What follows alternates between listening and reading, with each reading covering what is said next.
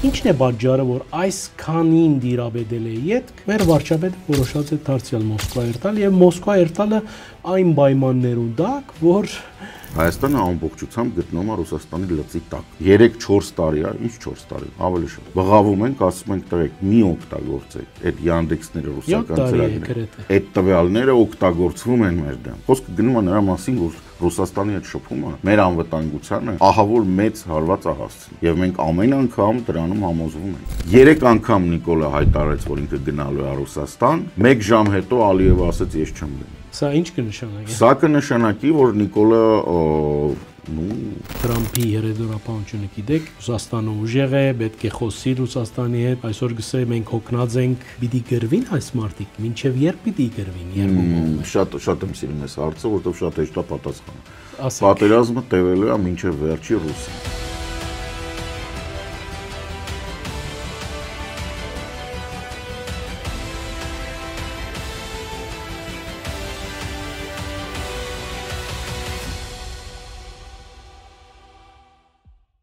Բարև ձեզ Արևելքի հարթագով անգերտ զրույցը այսօր սոցիոլոգ վերլուծաբան Գարեն Սարգսյանի հետ է։ Բարի եկած, պարոն Սարգսյան, մեր առաջին արիտն է այսպես թեմ արդեմ։ Շատ շնորհակալ եմ հրավերի։ Ինչ փուլի կմտնենք ընդհանրապես Հայաստանի նաև ներքաղաքական դիսկուրսը խոսույթը կենտրոնացած է Մոսկվա այցելության մասին, Հայաստանի վարչապետի։ Դու ինչպես կգնահատեք այդ մեկը կդեղատրվի երեք արձանագրված խոսքին հետ, որ մենք կփորձենք մեջբերումը դանիլ այսպես հավասարակշիռ քաղաքականություն։ Ստեղ պետք է խոսենք դրա մասին, որ երբ մարդ խոսում է հավասարակշիռ քաղաքականության մասին, փաստերով, եթե մենք նայում ենք, մենք տեսնում ենք, որ այդ մարդը, որ նման բան է ասում, առնվազն կամ չի տիրապետում ամբողջական խնդրին, կամ չասենք սուտախոսում, փորձում է ինչ-որ կերպ կողարկի իր քաղաքականությունը սխալ։ Ինչու՞։ Որովհետև հավասարակշիռ քաղաքականությունը նշանակում է, որ տնտեսական, ռազմական, սոցիալական, միջազգային հարաբերությունների ոլորտներում դու քիչ թե շատ հավասարակշռված քաղաքականություն ես վարում։ Հավասարակշռված քաղաքականություն չի վերաբերվում մենակ քո այցելություններին։ Այսինքն, եթե վարչապետ ես ու դու գնում ես, չգիտեմ, ամեն ամիս 3 այց ունես, մեկը, չգիտեմ, Մետավոր Արևելքի ճամբար ես գնում, երկրորդ այցդ գնում ես ԵՄ կամ Արևմուտք եւ երրորդ այցդ գնում ես Ռուսաստան, ոչ, դրա մասին չի խոսքը։ Խոսքը նրա մասին է, որ տնտեսական եւ ռազմաքաղաքական պայմանագրերով եւ այստեղ ներկա խոշոր եւ գերխոշոր բիզնեսի տեսանկյունից Հայաստանը ամբողջությամբ գտնվում է Ռուսաստանի լծի տակ։ Եվ երբ մենք խոսում ենք դրա մասին, որ քաղաքականությունը պետք է հավասարակշռված լինի, մենք կողմ ենք դրան, բայց դա նշանակում է, որ առնվազն Երկաթգիծը, չգիտեմ, Yandex-ը, ռուսական տարբեր բանկեր, ռուսական բիզնեսի ներկայացություն, դրամագլուխ առնվազն, այդ դրանք պետք է կրճատվեն եւ համապատասխանեցվեն, այսինքն մեր տնտեսությունը պետք է հավասարակշռված լինի եւ Հայաստանի հարաբերությունները Ռուսաստանի հետ եւ Եվրամիության հետ պետք է առնվազն բերվեն նորմալ վիճակի։ Հիմա մեզ մոտ ինչ է, մեզ մոտ գերակշռող մասը Ռուսաստանն է, ընդ որում եթե վերլուծում ենք, տեսնում ենք, որ նավթամթերքի եւ գազի սրա մասին, ծավալը որ հանում ենք, ստացվում է, որ մոտավորապես հավասարակշռված է, բայց ֆինանսաբանկային համակարգը, օրենսդրական համակարգը, ստանդարտները, կանոնակարգերը, այս ամբողջը, տեսեք, ոնց որ ստացվում է, որ ընդհանուր Եվրամիության հետ եւ Ռուսաստանի հետ նավթը եւ գազը հանած, մենք հավասարաչափ տնտեսական հարաբերություններ ունենք զուտ գումարային, բայց ստանդարտները, օրենքները եւ բաները ամբողջությամբ հարմարեցված են Ռուսաստանին։ Հայտնի պատմությունը նրա մասին, որ Խաչատուր Սուքիասյանի հետ փոխկապակցված ընկերությունները ըստ միջազգային մամուլի 15 միլիարդ դոլարի ոսկի լվացին Ռուսաստանի համար, ինչից Հայաստանի բյուջե մտավ 0։ Սա փաստացի Սա փաստը միջազգային մամուլը գրեց։ Փաստացի ոչ մեկը չի տեսել, բայց քանի որ միջազգային մամուլն է գրում ամերիկյան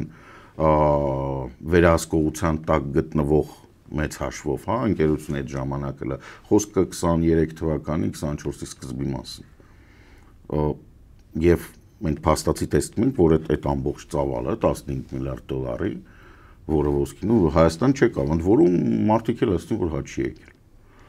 Սրա մասին է խոսքը, այսինքն օրենսդրորեն հարմարեցված է նրան, որ պիսի Ռուսաստանը Հայաստանը օգտագործի որպես, չգիտեմ, միջադիր, ինչ որ sense անցման կոդի, որին կարաս չվճարես, անտեսես, աղտոտես, բան չանես։ Ուզածը տանես, հա, օրինակ հիմա ասենք, չգիտեմ, Ռուսաստանի բանկերից մեկը Սբերբանկը, որը պատժամիջոցների տակ է, Հայաստանում ակտիվ իրականացնում է գովազդային ծրագիր, նախարարությունների միջոցով։ Պետական ապարատի։ Այո, պետական ապարատի, չնայած որ հայտնի է, որ երկրորդական պատժամիջոցներ են գործում բոլոր այն ընկերությունների նկատմամբ, որոնք համագործակցում են։ Այո, Երևանում տեսնում ենք 2GIS ծրագրի գովազդները, որոնք պատկանում են այդ համակարգը պատկանում է Սբերբանկին։ Երեք չառաջ օրը ռուսական ԶԼՄ-ները գրեցին նրա մասին, որ Yandex-ը Ռուսաստանի հատուկ ծառայությունների հետ համագործակցող ամենախոշոր ընկերությունն է։ 70% հարցումների, որոնք գալիս են Ռուսաստանի հատուկ ծառայություններից, Yandex-ը բավարարում է։ 3-4 տարի է, ինչ 4 տարի, ավելի շատ։ Բղավում ենք, ասում ենք տղեկ, մի օգտագործեք այդ Yandex-ները ռուսական ծրագրերը։ Հա, չէ, բայց ես 44 օրյա պատերազմից հետո մենք փաստացի տեսանք, որ այդ տվյալները օգտագործվում են մեր դեմ։ Դա շատ հեշտ է բան անել, հա, ասենք, չգիտեմ ինչ որ սահմանամերձ գոտում մի քիչ Yandex-ի տարբեր բաների ակտիվություն նշանակում է, որ այդտեղ կամ դիրք կա, կամ այդտեղ գալիս է բանը, մոբիլիզացված տղեկն են գալիս գնում, կամ դա շատ հեշտ է վերլուծվում։ Ես հասկանում շատերը չեն հասկանում, բայց շատ հեշտ վերլուծվում է։ Այսինքն խոսքը վերաբերում է նրան, որ Ռուսաստանը թշնամական գործողություններ է իրականացնում։ Եվ այստեղ խոսքը ոչ միայն նրա մասին է, որ մենք հավասարակշռված քաղաքականությունը պետք է վարենք, որպեսզի տնտեսապես լավ ապրենք, որպեսզի սոցիալապես, չգիտեմ, ավելի վստահ լինենք, բան անենք։ Ոչ, խոսքը գնում է նրա մասին, որ Ռուսաստանի հետ շփումը մեր անվտանգությանը ահավոր մեծ հարված է հասցնում։ Եվ մենք ամեն անգամ դրանում համոզվում ենք։ Կարևոր տվյալներ փոխանցեցիք ձեր գարձիկով, դուք որ այսքանին գդիրաբեդեք, ես չեմ կասկածիր, որ մեր իշխանություններն ալ շատ լավ գիտեն։ Հավա ինչ է, վախն է, թեկում գա իսկապես, միջազգային արենայի վրա տեղի ունեցող գործընթացներն են ռուս-ուկրաինական պատերազմի այսպես նեանսներով, ինչն է պատճառը, որ այսքանին դիրաբեդել է ետք, մեր վարչապետը որոշած է դարձյալ Մոսկվա երթալ եւ Մոսկվա երթալը այն պայմաններում դակ, որ այսինքն դե Մոսկվա գնալը առանձին կանրադառնանք երևի, դա խայտարակություն է, Մոսկվային առանձին անպայման կանրադառնանք, ինչու չի անում, որովհետեւ վախն է։ No, ինքը սովետական կոլխոզի մարդ է, ինքը կրթություն չունի։ Ես հասկանում դժվար է սրան հավատալ, բայց ինքը չի ավարտել համալսարանը այն տարիներին, երբ համալսարան չավարտելը լուրջ խնդրեմ էր։ Հասկանում եք։ Ինքը չի կարողացել ավարտել համալսարանը։ Դա ընթերցումը քաղաքական առօրյայի վերջո քաղաքականության թելատրողն է, չէ՞, Փաշինյանը Հայաստանի մեջ օրագարկի թելատրողն է։ Այսինքն մենք վաղ գրնանք արտնալ, պարոն Սարգսյան, եւ մենք նոր օրագարկի մարջև միանշանակ գարերեսվինք։ Տեսեք, հա ճիշտ է, բայց ինքը չի տիրապետում։ Իր համար տեսեք, որ ասում եք վախ ինչն եք պատկերացնում։ Կա կարծիք, որը չի հերկվում, որ ինքը վախ ունի իր ընտանիքի անդամների անվտանգության համար։ Ինչը 44 օրյայի ժամանակ ես կհասկանայի, բայց հիմա արդեն սա աբսուրդ է։ Շատ ես վախենում, պարկաստու արդեն Եվրոպայի հետ նենց են հարաբերություններ, որ կարաս խնդրես ընտանիքդ փախցնեն, տանեն, դու որոշումները կայացնես, որոնք պետք են, հա, որ դες խնդիր չի։ Էս սա չի։ Վախն է, բայց որ վախը։ Վախը այն փաստի նկատմամբ, որ եթե Հայաստանը ընտրում է եւ գնում է եւ այդ քայլը անում է դեպի եվրատլանտյան կառույցներ, այսինքն մենք ընդունում ենք եվրոպական ստանդարտները, օրինակ սննդամթերքի վերաբերյալ, առողջապահության վերաբերյալ, տուրիզմի վերաբերյալ, տրանսպորտի որակի, բնապահպանական ստանդարտներ, ռազմական ստանդարտներ, այդ ամբողջ եթե մենք ընդունում ենք, դրա հետ գալիս է նաև պետական կառավարման համակարգի ստանդարտներ եւ քանի որ ինքնաբերաբար ասա գալ է, ավտոմատ դառնում է, որ թե Փաշինյանը, թե Փաշինյանի կողքը կանգնած չինովնիկները, մանավանդ նրանք, ովքեր անձնական կապեր ունեն ռուսական բիզնեսի հետ, իրանք դուրս են մնում համակարգից։ Իրանք Եվրոպայում չկան, իրանց նման մարդիկ Եվրոպայում ոչինչ են, կամ քրեական անցագործ։ Ընդունված չեն, ոչ էլ ընդունվին, ընդունված են, հա, իհարկե, ամոթ է իրանց նման մարդկանց հետ շփվել։ Սրա մասին է խոսքը։ Կանք հերոյ են, խոսեցանք Ռուսաստանի մասին, գիտեք, վերջին շրջանին մեր լրատվական հարթակի գործընկերներուն կողմէ, այսպես ներկայացվեցավ իրավիճակ, որ Ռուսաստանը անցած է հիբրիդային պատերազմի, արդյոք այդ մեկը իրականություն է, որովհետև մենք նաև նկատեցինք, որ խորքայինորեն պարոն Սարգսյան, Գյումրիի մեջ տեղի ունեցած ընտրություններուն մեր ժողովուրդը այդքան էլ վստահություն չունի արևմտամետ ներկայացող ուժերուն հանդեպ։ Արդյոք այդ մեկը Ռուսաստանի համար դարձավ շարժարիթ, նոր քայլեր ընելու եւ մենք նաեւ նկատեցինք հանրապետական գուսակցության պատվիրակությունը Մոսկվա, որ բադահական չէր բնավ։ Այս բոլորը տեղի կունենան եւ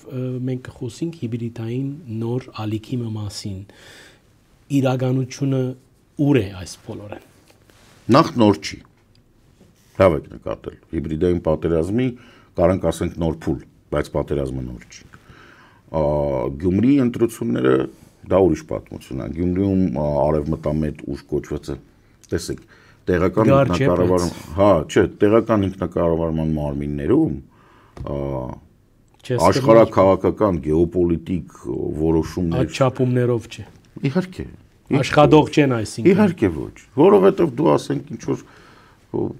լուսավորությունն է փողոցների աղբահանությունն է, բան, ինչի մասին է խոսքը։ Մյուս կողմից կա բավականին լուրջ բան, հա, կան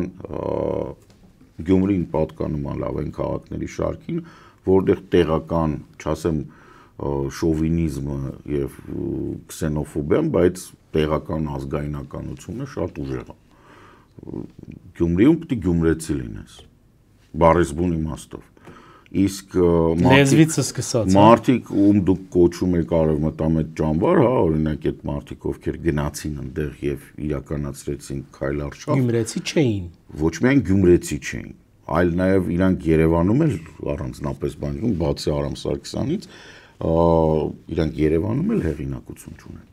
որ Երևանը կոսմոպոլիտ քաղաք է եւ Երևանում միևնույն է դու որտեղից ես, ինչ ես, հիմա մի քիչ էս կողմեն կողմ, բայց քեզ ոչ մեկ չի ասի, հա, դու Երևանցի ես, դրա համար մենք քո հետ չենք շփվի, կամ չենք լսի ինչ ես ասում, խելամիտ բան ասես, որտեղից ուզում ես Սվազիլենդից եկած լինես, խելացի բան ասես կլսենք,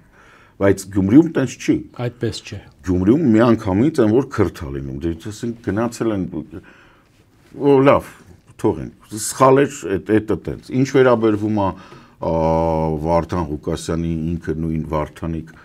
ընտրություններին, ապա ստեղ կոմունիստական կուսակցությունը չի ընտրվել ու ոչ էլ ռուսական։ Ստեղ ընտրվել է Հակա Նիկոլ Փաշինյան, բան, որովհետև իրականում ինքը ոնց դարձավ քաղաքապետ։ Իրականում Նիկոլի կուսակցությունը հավաքեց եւ գնաց առաջի տեղով։ Եվ այնտեղ բոլոր մնացածը, բացի այդ բան, չէ, նույնիսկ իրանք չէին կարա, բոլոր մնացածը միավորվեցին որ Նիկոլի տեխնացում չլինի։ Սա ընդհանրապես ընդդեմ Նիկոլի ընտրությունները։ Սա ջերմությունն էր հասարակության, հա, որ չափում ես, որ տեսնես ինչ է։ Հասարակությունը հիվանդ չի, բայց վատառող չէ, այսինքն այն առումով, որ նույնիսկ այդպիսի անընդունելի մեծ հաշվով կերպար, որը նույնիսկ Սերժ Սարգսյանի ժամանակ չէր դառնում, հա, ինքը վերջի անգամ Ռոբերտ Քոչարյանի ժամանակ էր որ բանը քաղաքապետ էր Գյումրիի, այսինքն ինքը տենց շատ հին հնից եկած եւ շատ մեծ պատմությունով բացասական։ Նույնիսկ ինքը ավելի լավն է, քան մեծ հաշվով ոչ մեկը չգիտենք ով էր Սարիկ, կարող է լավ տղա է, կարող է վատ տղա է, ոչ մեկ չգիտենք ով։ Բայց ասենք իրան Նիկոլն է առաջ տանում, ուրեմն մենք կքվեարկենք իր դեմ։ Վերջ։ Էս է հարցը։ Եվ սրա մասին է խոսքը։ Ինչ վերաբերում է հիբրիդ պատերազմին, ռուսների համար այո, դա հետաքրքիր էր ինչու, որտեղ այնտեղ կա ռուսական բազա եւ առանց ռուսական բազայի ինքը չկա, հիմիկվա քաղաքապետը գոյություն չունի։ Ինքը ընտրվեց, որովհետեւ չէին ուզում Նիկոլին, բայց ինքը չի կարա կառավարի, որտեւ չեն ուզում Նիկոլին։ Ինչու, որովհետեւ յուրաքանչյուր մունիցիպալ ղեկավար, քաղաքապետ փոքր, բացի Երևանից, Երևանը միջրենդեր հնարավոր է, բայց ցանկացած քաղաքապետ պարտավոր է ունենալ լավ հարաբերություններ կառավարության հետ, հակառակ դեպքում իր մոտ կոլապս է, որովհետև մեզ մոտ հարկային դաշտ այնպեսին չի, որ քաղաքից հավաքած հարկերը մնան քաղաքում, ոչ իրանք գնում են Երևանից են վերաձևվում եւ նոր գալիս, հետեւաբար դու կառավարելու համար պետքա լինես ընդունելի։ Ինքը ինչ անում, ինքը քանի որ գիտի, որ կենտրոնական Երևանի կենտրոնական կամ հանրապետության իշխանությունների համար ինքը անընդունելի է մեծ հաշվով, ինքը փորձում է, ոնց կարողանում է ռուսներին բերել։ Դրա համար ինքը երթունակալության ժամանակ բերեց ռուսական սպաներ, Ռուսաստանի հյուպատոս։ Այո, հա, մնացել էր երկու հատ Նատաշա բերել Ռուսաստանից, տենց սիրունցին բերել, ասեր դե իրանք էլ են իմ կողմը, տենց որ ավելի բան։ Մյուս կողմը սա ծիծաղալու է, դրա համար եմ ասում, ջերմում է հասարակությունը, ու մասնավորապես Գյումրի, բայց նենց չի որ շատ ծանր է։ Հասկանալի գործընթացներ են, որոնք բուժելի են։ Հիբրիդային պատերազմն էլ դե Ռուսաստանը վաղուց է վարում, Ռուսաստանի ցանկությունները մենք գիտենք, դա հենա ինչ որ կոչվում է Զանգեզուրի Միջանցք, ինքը Ադրբեջանի շրթունքներով է դա ասում, բայց դա Իրանն է պետք։ Առաջի հերթին Իրանն է պետք, մինչև ուկրաինական պատերազմը ավարտվի։ Կամ ինչ որ բանի գա, հենց որ ավարտվի ինքը դա կնվիրի Ադրբեջանին, ինչպես Արցախը նվիրեց, էտա։ Այսինքն Ռուսաստանը լինելով թշնամական պետություն, նորմալ շարժվում է իր գծած պլանով։ Մենք բոլորս գիտենք, բացի երևի թե Նիկոլից։ Մեր անելիքը եւ հատկապես վարչապետի այցելությունը այսքան փոցավար գերբով նշեցիք Ռուսաստանի միտումները եւ բավական վտանգավոր եւ մեր վիճակը խոցելի է, ադորամար վտանգավոր։ Գիտեք, ցանկացած մարդ կուզե ամեն բան անել։ Էրդողանը շատ կուզեր, որ իրապես Սուրիային հատվածը գցե, ճիշտ է։ Սուրիա կգտնվի թուրքական ներկայությունը, բայց այդ երազանքը միշտ չէ որ դրված է իրականություն դառնալու։ Մեր բարակային բարդ է մեր վիճակը եւ այս այցելությունը այսպես ծևով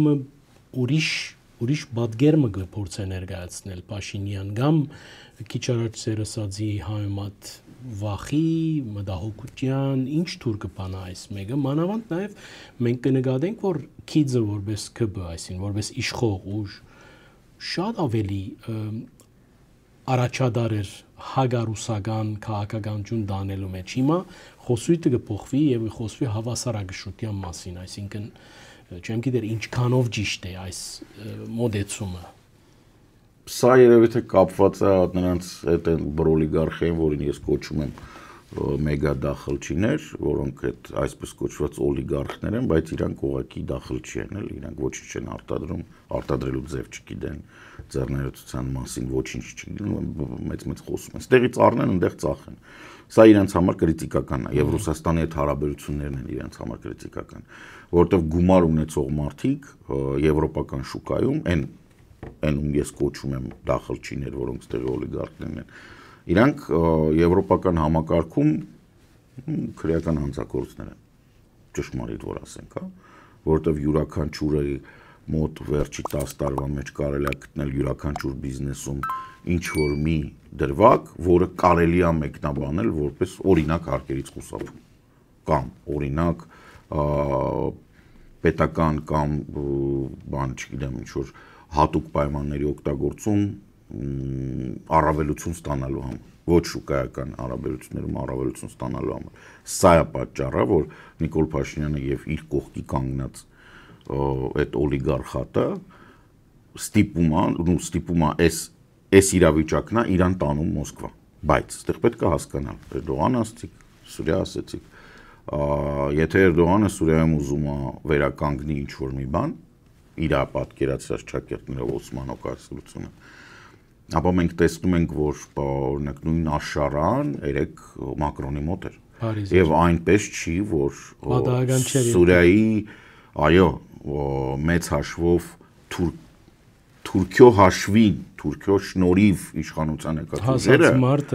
այո, ինքը Փարիզում ոչ միայն հանդիպեց Մակրոնի հետ, ոչ միայն լսեց, թե Մակրոնը ինչ ասում, այլ նաև խոստովանեց, որ ինքը Իսրայելի հետ բանակցում։ Իսկ սա Էրդողանի համար ամենավատ քայլն է։ Չնայած Էրդողանը շարունակում է տնտեսական հարաբերություններ ունենալ շատ լավ Իսրայելի հետ, ուղղակի ասում են, որ Թուրքիայի մաքսատան փաստաթղթերում Իսրայելի փոխարեն գրվում է Պաղեստին, բայց առևտրաշրջանառությունը նույնն է, չի փոխվել, ուղղակի հիմա Պաղեստին է գնում։ Ամեն դեպքում հիմա բան չենք անում, թողենք այդ մի կողմ։ Մենք ունենք մի իրավիճակ, երբ Էրդողանի ցանկությունները եւ հողի վրա իրավիճակը ինքը բավականին տարօրինակ,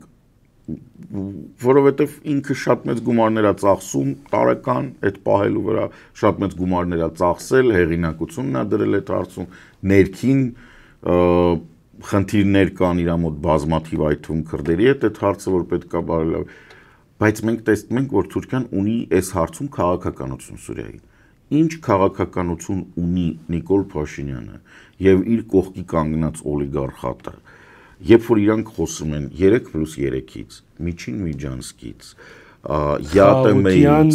խաղաղության խաչմերուկից, չգիտեմ ինչից, ոչ մեկ չգիտի, որովհետև նորից եմ ասում, այն մարդիկ, ովքեր Նիկոլի հետևը կանգնած են եւ ում շնորհիվ ինքը իր պատկերացրած տնտեսությունը կառուցում է, իրանք բիզնեսմեն չեն, գործարար չեն, ձեռնարկատեր չեն, իրանք դախալ չեն։ Իրանք այսօր ստեղ հատակին բան կգտնեն, կծախեն, վաղը ընդեղ, այն մյուս օրը ստեղից կաշառքով բան կվերցնեն, մյուս օրը այն մյուս երկրից, մի օր Շրի Լանկա կգնան, մյուս օրը Արգենտինա, բայց հարցը նրանում է, որ քանի որ իրանք բիզնես չեն կառուցում, իրանք դախլ չեն,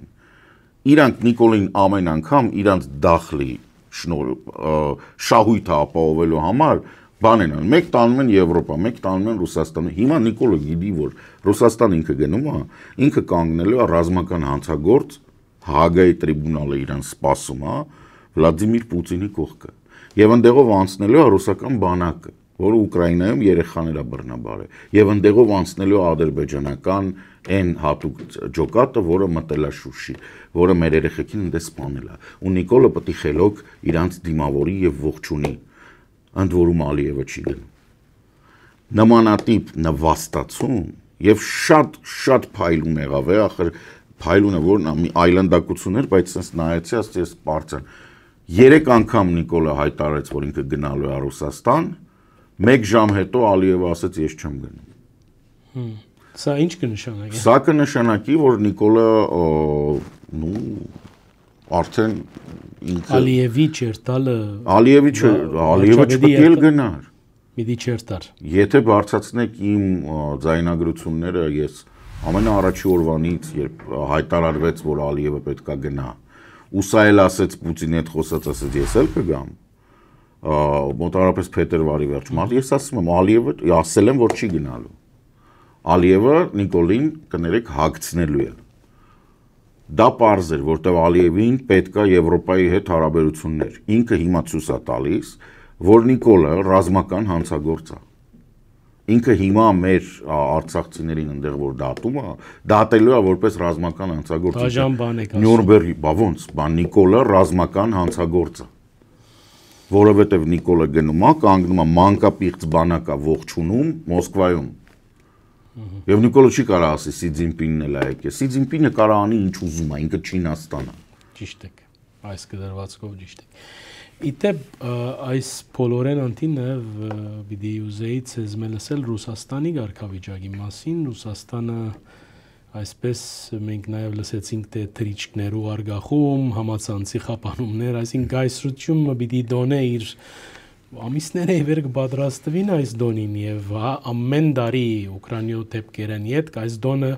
որպես ասենք եզրակից մներ հաղթանակը գրանցելու կամ ներկայացնելու, բայց հիվանդ գայսրության դեսք ունի Ռուսաստանը այսօր։ Այս ծավալումը նաև Ռուսաստանի արևելք լավ է, հիմա կասեմ շատերը կհասկանան, հələ մարդկա փոլսում են նստած ընդհանրապես կհասկանան։ Բյուզանդյան 1452 թվականին։ Այսինքն 1 տարի է մնացել, որ թուրքերը վերցնեն։ Մոտավորապես sense ինքը ոչ թե վատ վիճակում է, ինքը տեսեք, ինչի համար է անջատել են ինտերնետը։ Այսօր առավոտյան տեղեկացրել են, որ անջատած է լինելու նաև բջջային կապը, նույնիսկ կարճ հաղորդագրություններ չեն հասնելու տեղ։ SMS, որտեղ վախենում են։ Այնտեղ վախենում են, որ կտրակացնեն, ռումբ կդնեն, ռումբերը SMS-ով կտրակացնեն։ Մոսադի գործողությունները Լիբանանում երբ ինքը Հազբոլլայի փեյջերները տրակացրեց մեկ բանով, Ռուսաստանում գնահատել են, որ իրենք չեն կարող դա պահեն, հետևաբար ավելի հեշտ է մենք անջատենք SMS-ները եւ բջջային կապը եւ ինտերնետը, կամ բանան։ GPS-ն է անջատած լինելու, ինչու, որտեղ ուկրաինական դրոնները ըստ իրանց օգտվում են GPS-ով։ Իրանք GPS-ը ինչ որ կերպ բան, իրականում ուկրաինական դրոնները վաղուց բացի GPS-ից ունեն նաև ներքին համակարգ, որը ինչ որ կերպ իրան փորձում է, շեղում է ճշտել, այսինքն դրոնը որ հասնի տեղ, բայց այնտեղ մեկ բան կա, ինքը պետք է անպայման ստանա տվյալ բջջային կապի աշտարակներից մինիմալ ինչ որ բան հասկանալու համար։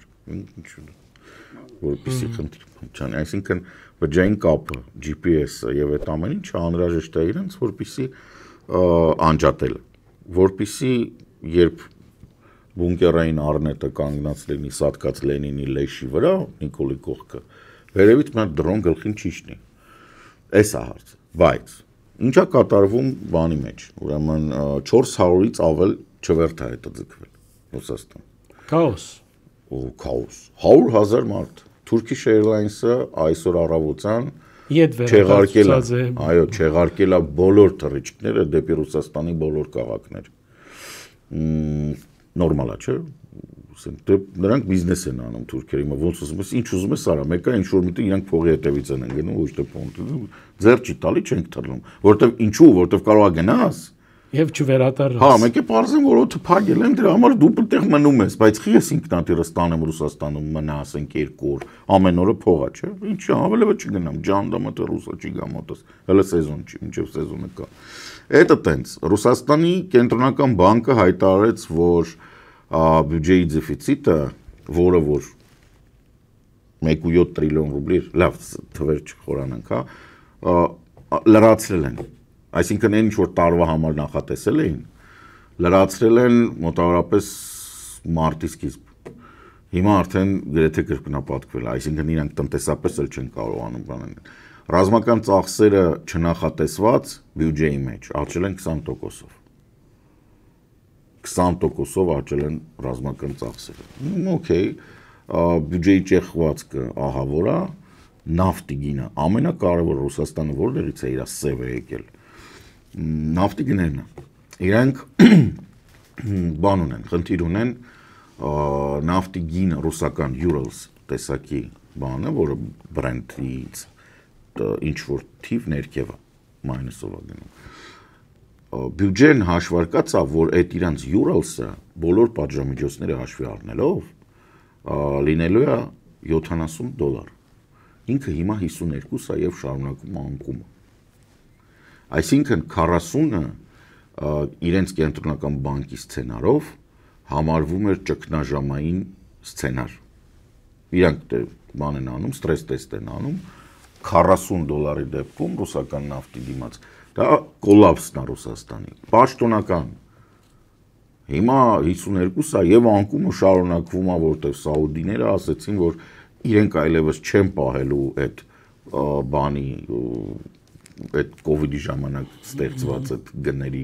բանը, որ պետք է պահեն գինը բարձր, սաուդիները ասում են, եղբայր, մենք շատ ունենք, մենք էժանով է ծախենք էլի լավ է, թող մտածեն նրանք, ովքեր քիչ ունեն կամ ում հանելը թանկ է։ Ես ասենք 50-ով է ծախեմ, էլի շահույթ ունեմ, 40-ով ծախեմ, էլի շահույթ ունեմ, ընդհանրապես ասում են սաուդների մոտ նավթի ինքնարժեքը 1 տակառի $5-7 է։ Այսինքն ինքը $10-ով է որ վաճառի շահույթ ունի, բայց դրանով աշխարհի կեսին կտրելու են նավթից էլի։ Հիմա իրավիճակը սա է։ Ռուսաստանի բնակչությունը, որը ունակ է պատերազմ վարել, ըստ ռուսական վիճակագրիների եւ ժողովրդագրական այդ տվյալների, մոտավորապես 22 միլիոն մարդ է, որոնցից 1/3-ը ունեն հիվանդություններ կամ չեն կարող զորակոչվել, մոտավորապես 1/3-ը արդեն իսկ աշխատում են պետական համակարգում, իրենց մոտ մասնավոր սեփականության սեկտորը շատ փոքր է, սա պետական է։ Ոստիկանություն, դատավորներ, տեղական ինքնակառավարման մարմին, առողջապահական բան 1/3-ն է, 2/3-ը։ Այս սրանց տակը մնացած 1/3-ից ով բրոնյա ունի, ով ուսանող է, ով հիվանդություն ունի, ով ծանոթ ունի, չի գնում, ով արդեն ծառայում է, բայց ուրիշ զորամասերում, բան սենց որ նայում ես, տակը մարդ չի մնում։ Այսինքն իրականում թե Ռուսաստանը եւ թե Ուկրաինան ունակ են հանել ճակատ ոչ ավելի քան 2.5-3 միլիոն մարդ, այսինքն որ որոշեն ճակատը ճակատի տան, Ռուսաստանը սաղին ձերբակալելով կարաբերի 3 միլիոն, Ուկրաինան առանձնապես չձերբակալելով էլի 3։ Ուղղակի որովհետև ինչու Ուկրաինայի մոտ մինչև այսօր 18-ից 25 տարեկաններին չեն զորակոչում, ընդհանրապես չեն զորակոչում։ Այսինքն Ուկրաինայի տենց ճիշտ մեր հագարակը, չէ՞։ Հա, Ուկրաինայի ամենամարտունակ հատվածը երիտասարդները, տղամարդիկ, ամենամարտունակ, որովհետև 18-ից 25, այնա որ դու աշխուժ, առույգ, բան ինչ-որ սենց առողջ, ընտանեկան հոգսեր չունես։ Ինչի է այդ բանը։ Դա երիտասարդների մոտ միշտ բան է, հա, ինքը ավելի պատրիոտիկ է, ավելի բան է։ Ավելի հաստատակամ է։ Տանը երեխա չունի, չի մտածում, հա, կնոջ երեխես ով է կերակրելու բան, ինքը մենակ է։ Ասենք այդ այսպես կոչված հենց զինվորական տարիքի բաներին Ուկրաինան չի զորակոչել դեռ։ Երբեք 22 թվականից, այսինքն այս պոտենցիալը կա։ Ուկրաինան, որ զորակոչեց այս զանգվածը, Ռուսաստանը դիմացը արդեն չունի այդ զանգվածը, վերջացել է։ Այսինքն Ուկրաինան որ բան անի, հենց հիմա Ռուսաստանի միջին զորակոչվող տարիքը 46 է։ Միջինը ամեն բարակայի ռազմաջագադի վրա Ռուսաստանի կողմէ դրված լուրերը այդքան արժանահավատ չեն, որովհետև մենք ոչ շարժ տեսանք, ոչ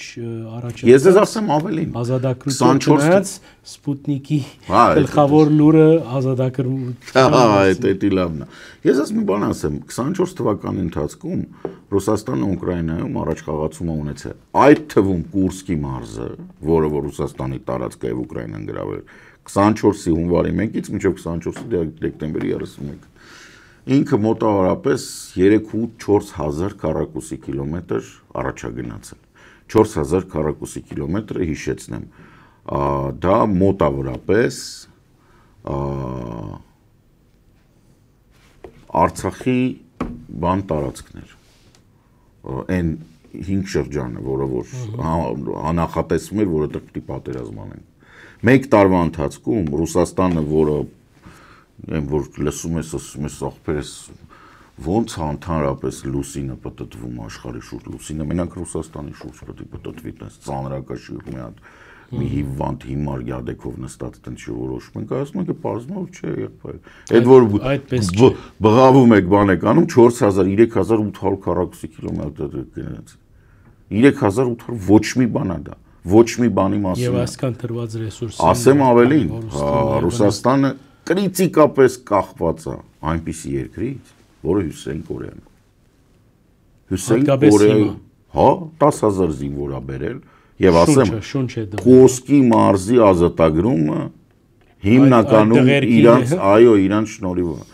Այդ մարդկանց, որը որ հնարավոր չի թաքցնել, որովհետեւ անթրոպոլոգիկ մարդաբանական տեսանկյունը իրանք երևում են, որ իրանք դեռ ուրիշ բաներ կան, որ կարող է մենք չենք տեսնել, հա։ Իսկ միանշանակ, օրինակ ասում են մոտ 3-4000 հոգի կա Նեպալից եւ Հնդկաստանից, որոնց խաբել են բերել են, այո։ Ժամանակին կար բան, որ Սուրիայից էին մարդ բերել, արաբներ, այո։ Եմենից, հութիները, բայց լավ, այս թողենք մի կողմ։ Հրետանու տեսանկյունից արկերը, Ռուսաստանի արձակած արկերի 60%-ը հյուսիսկորեական է եւս մոտ 30%-ը գնահատվում է որ իրանական։ Այսինքն Ռուսաստանը ինքը իրան նույնիսկ հրետանիով չի կարողանում ապահովել։ Իրականությունը սա է։ Եվ այս ամեն ինչի կողքը, երբ Նիկոլ Փաշինյանը ասում է, որ ինքը հավասարակշռում է, որ գնում է այնտեղ, ես էլ եմ ասում, սա նման է մի մարդու, ով գնացել է Պոլս 1452 թվականի նոյեմբերին, 5 ամիս հետո Պոլսը չի լինելու, իսկ ինքը բերը ամբողջ փողը դրել է Պոլս, ու ընտանիքն է բերում։ Գիտեք, դրամապանական հարցը եւ վերջին հարցը մեր այս բոլորը ճիշտ տվարգեցիկ տվյալներով, սակայն այսօր դիմաց մենք կտեսնենք ամերիկյան նոր խաղը, որ գարձեք թե հիմա ուրիշ երանգ կստանա, Տրամփի հերեդորապանությունը գիտեք, Ռուսաստանը ուժեղ է, պետք է խոսի Ռուսաստանի հետ, այսօր գսե մենք հոգնած ենք հետ քաշ։ Բայց պիտի գրվին այս մարդիկ, մինչև երբ պիտի գրվին երկու Շատ եմ սիրում այս հարցը, որովհետև շատ հեշտ է պատասխանը։ Պատերազմը տևելու է մինչև վերջի ռուսը։ Կա տենց բան, բայց Հա, որովհետև քաղաքական իրականում աշխարհաբանական, ժողովրդագրական, էթնոբանական ինչպես որովհետև բուն ռուսները Ռուսաստանում վաղուց վերջանում են։ Այսինքն նախ իրանք այդ ամբողջ բնակչության զգալի մասն են, բայց իրանք ամենակիչ վերարտադրվողն են, ամենադժբախտ ընտանիքներն են, հիմնականում ընտանիքը մեկ ծնող, մեկ երեխա, այսինքն մեկ մայր, մեկ բանը, եւ բուն ռուս, որպես այդպեսին, այն ով որ զգում է ոգեշնչում, երբ ինքը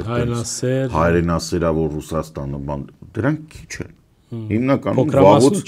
վաղուց բայարիչնիկի տակ ալկաշներ են, ապրում են ինչ-որ անմարդկային պայմաններում, եթե դուք նայեք Ռուսաստանի,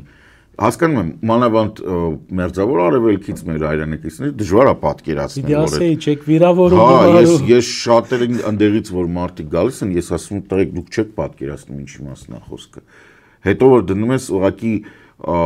օրինակ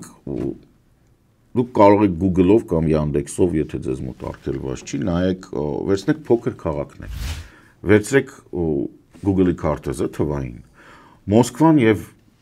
Սանկտ Պետերբուրգը թողեք մեկ կողմ, ու այն կողմ Ուրալի մոտերը փոքր քաղաքներ վերցրեք եւ այդ Google Map-ով մտեք այդ քաղաքների փողոցները նայեք։ Իրանք Եմենից առանձնապես չեն տարբերվում։ Այդ կարգի։ Հա։ Օրինակ, եթե Էրբիլում ունենք Եմենը գիտեմ, ադորամար գացուցի այդ կարգի։ Դրա համար հատուկ ասեցի, որ Եմենը գիտեք, հա։ Քայրեի արվարձանները, ասենք, շատ ավելի լավ են։ Շատ ավելի լավ են, որովհետև գոնե ցեղ չկա։ Եվ այսօր հետ նաև հոգեբանական ցեխը, սոցիալական ցեխը, դա ահավոր գործվածությունը, ընտանեկան արժեքներու քայքայումը, ոչ մի քրիստոնեական արժեք, ոչ մեկ Կա կարծիք, որ քրիստոնեական արժեք չի էլ կարող լինել, որովհետև դեռևս Պետրոս առաջինի ժամանակ, դա 1690-1700 թվականներին Ռուսիո կայսերները քրիստոնեությունը ոչնչացրին եւ իրանց այսպես կոչված պատրիարքը, որին ինքը նշանակվում է կայսրի կողմից։ Դա նախարարություն է, բառեզբուն իմաստով նախարարություն, որտեղից մեկին նշանակում են։ Պատմականորեն իրանք բոլորը հատուկ ծառայությունների KGB-ի գործակալներ են, բոլորը, չի թաքցվում ուղղակի։ Բայց իրանցը տենց են նշանակում։ Հեղափոխությունից հետո 17 թվականի եկեղեցականներին բառեզբուն իմաստով գնդակահարում էին։ Մեզ մոտ Երևանում օրինակ Չարենցի դպրոցի տեղների եկեղեցի, բան իրանք եկեղեցիները տրաքացվում էին, ոչնչացվում էին եւ ոչնչացվում էին նաեւ ծառայողները, հա, ծեսի ծառայողները, կրոնական մարդիկ։ 42 թվականին է Ստալինը թույլ տալիս ռուսական եկեղեցուն, որ ինքը վերականգնի աշխատանքը, ընդ որում հրամանով նշանակում է մարդու եւ Բերյան, որը հատուկ ծառայությունների ղեկավարն էր, զբաղվում է ռուսական եկեղեցու վերականգնման։ Ինչու, որովհետև 42 թվականը կրիտիկական էր երկրորդ համաշխարհայինի Ստալինի համար եւ իրան պետք էր զորակոչի հիմնականում գյուղերից էր, գյուղացիներին էր,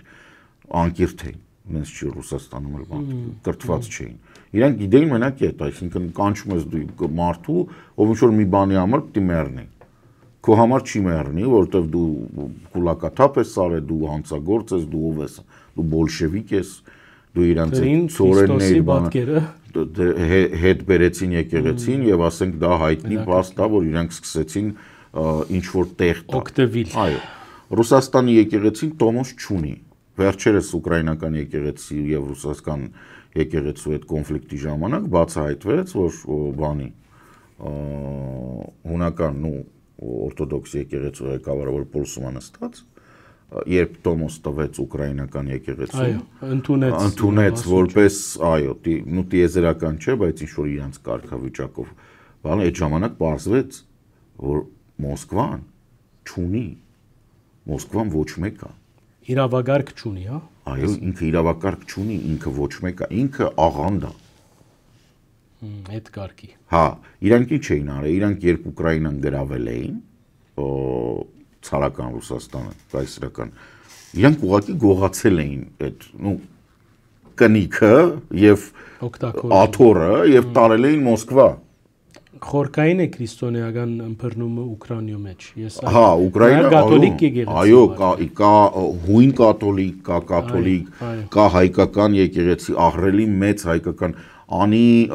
անկումից եւ այդ երկրաշարժից հետո որ վերջնական անին քանդեց, ըստ բաների 100,000 ընտանիքից ավել տեղափոխված են Ղրիմ եւ Ղրիմից հետո տեղափոխված են այն տարածքները, որ հիմա Ուկրաինա է, դա Լվով, Իվանո-Ֆրանկովսկ, այն ժամանակ Ժեշպոսպոլիտա Լեհաստանի տարածք է եղել եւ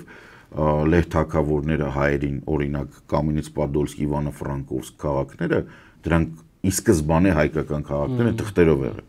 Ասեմ ավելին, Մխիթար Գոշի վերջերս բաններ նշվում, Մխիթար Գոշի դատաստանագիրքը թարգմանված մասամբ մտածեր եւ գործել է Լեհաստանում լեհական կայսրության Ժեշպոսպոլիտայի մեջ։ Այնքան շատ են եղել հայերը եւ այնքան շատ է եղել ազդեցությունը։ Հայկական օրենքով են ապրել, հա։ Ինչու, որովհետեւ թույլատրված է եղել հայերին դատվել իրենց օրենքով։ Հետևաբար դա հետո եղել ավանդույթ է դարձել, որտեղ այո, եթե եղել է դատավարություն, որտեղ մի կողմը իրան ճանաչում է որպես հայ, կարալ է լինի, բայց իրան ճանաչում է որպես հայ, կարա կաթոլիկ լինի, բայց ասում է ես հայ եմ։ Հա, այն մյուս կողմը նույնիսկ եթե լեհ է, պետք է գնա հայկականով։ Այտենց էր թագավորի բանը, իրանց լեհական թագավորի կանոնը։ Ու բացի դրանից պետք է ասեմ, օրինակ Այվազովսկին ամենահայտնի է, իր եղբայրը ինքը եւս եղել է Լվովում եւ ինքը ուկրաինական հայկական օջախների բանը, ինքը ասենք, հետո Վենետիկում է եղել, բայց ինքը եպիսկոպոս է։ Պոլսում էլ ա եղել, այո, չէ, Պոլսում հենց նկարիչն ա եղել։ Եվ հետո սուլտանին ասել է նկարներս կարած վառես։ Իսկ իր եղբայրը հարազատ եղել է միաբան, այո, բայց կաթոլիկ, եթե չեմ սխալվում, հայ կաթոլիկը եկեղեցուն է պատկանում։ Այսինքն մեզ մոտ էս ամբողջ բանը, որ նայում եք, բարոյական մասը, հա։ Ձեր կարծիքով Ռուսաստանը այդպես կհավատակ, որ չեմ հավատա, ես ասեմ, Ռուսաստանը այս կարգավիճակով չի գոյություն, ինքը պետք է փոփոխվի։